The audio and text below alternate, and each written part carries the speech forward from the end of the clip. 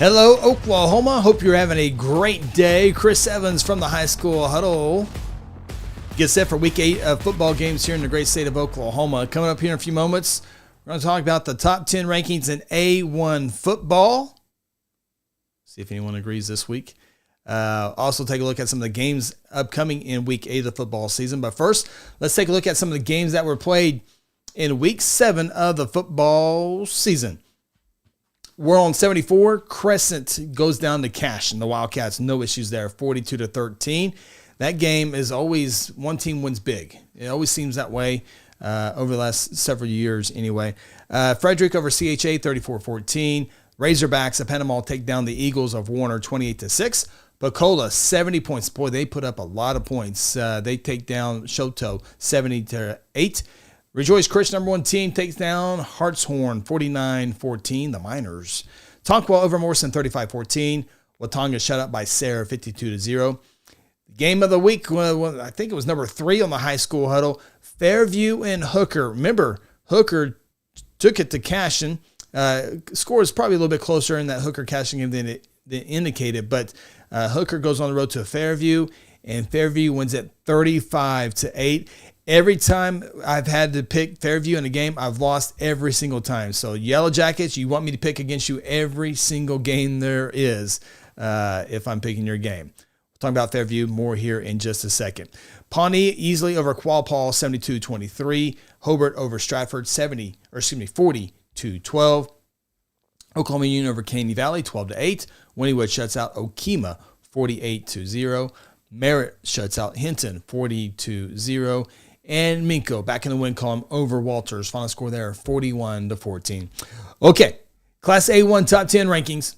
And Phil and I had a pretty good discussion on this one on Wednesday night. I think we might revisit it again this week. But here are my top 10 rankings. And this class is one of the toughest ones to do when you put your rankings together. There's so many things that go back and forth here. But this is what I have for my top 10.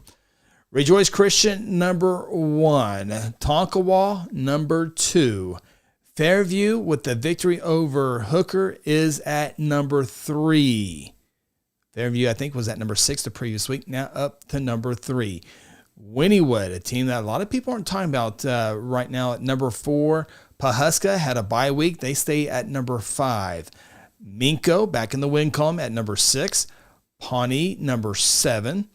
Hooker as at number 8, Cashin number 9, and Bacola is at number 10. Those are the Class A1 rankings going into Week 8 of the football season.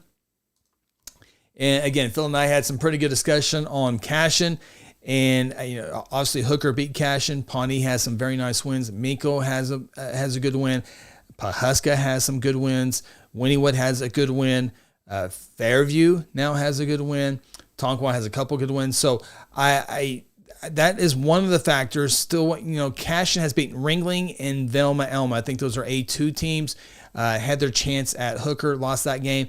But Cashin will have another chance here in a few weeks when they take on Fairview in that A1-1 district. So that's where I have it now. It's still plenty of time to move up there if you're the Cashin Wildcats. But I just think some of the other teams above have good quality wins. So we'll see. Cashin only one loss this year. Still a very good team. I don't know if I'm going to play them in the playoffs. There's no doubt. And Cashin is a team that can obviously win a state championship this year, there's about 7-8 teams that I think can win a state championship in A1 football. It's going to be great. It's going to be great playoff time.